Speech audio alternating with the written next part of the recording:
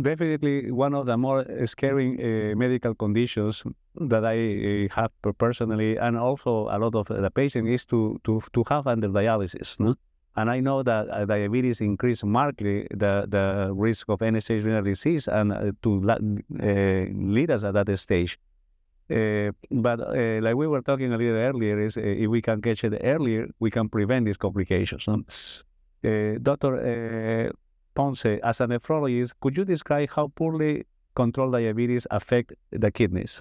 That's an interesting question, Barry, because I hear it all over my clinic. As my colleague said, like the patients get referred to the clinic and they don't know why they got referred. They said, like, I feel perfectly fine. As long as I know my kidneys don't hurt, I feel fine, I'm not swollen, but I'm telling me that I have a kidney disease, or I might soon require dialysis. So that's a history that I see all over again. So uncontrolled diabetes, and I have to break out the news and try to explain how diabetes over the time damage the kidneys.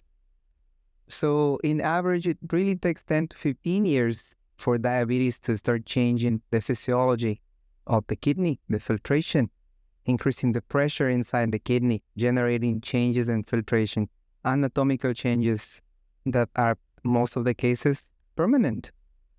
But of course, if diabetes is uncontrolled, that time is going to be shorter. It's not going to be 10, 15 years. It might be shorter and shorter, as Dr. Luna was describing. We have younger patients with the same conditions.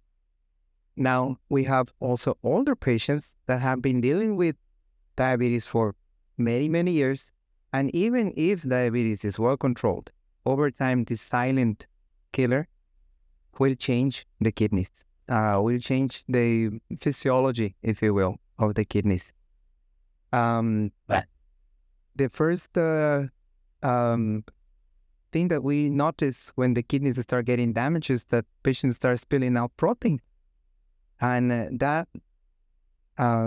for that, we have now new interventions, new medications that can help with detain the progression of chronic kidney disease. But the first step is acknowledging diabetes, controlling diabetes, and then we can stop the progression of chronic kidney disease, along with modifying other risk factors. Can you tell us if there is any steps that you follow to diagnose the severity of the disease? Well, more than steps, the diagnosis of diabetic kidney is mostly clinical.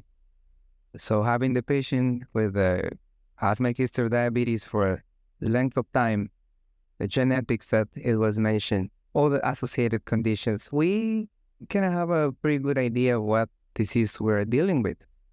And simple tests can help us determine the progression or the stage of chronic kidney disease.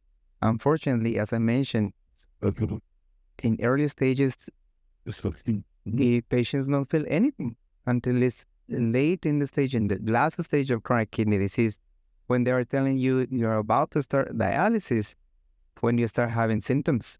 So with a simple blood sample, checking the creatinine, that helps us estimate the GFR of kidney function, if you will, and urine test to help us to quantify the amount of protein that patients are spilling out, that's good enough to give us an idea of the disease progression over the years and the response to the treatment. So the workup is not really big.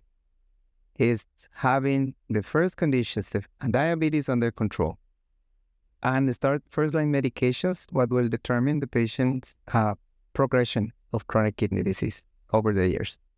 So that's where the good news comes along, right? Not everything is bad. So over the standard of care that we have for many, many years, and controlling the risk factors that we mentioned, we cannot change genetics, but we can change the way we eat. We control our weight, blood pressure, diabetes. And over the standard of care that we have to control the amount of protein that patients are spilling out, we have new medications that were not here 5 years ago that are proven to decrease the progression of chronic kidney disease. That before, I couldn't tell you that they will give you back what you lost, like the amount of function that you lost over time. But now I've seen the trend of even improving your kidney function if you tolerate these first-line medications. So that is new. That is what we need to focus. But we need the patient's engagement. We need the patients to take a little bit more control over their health and try to follow up the steps that we need to follow up.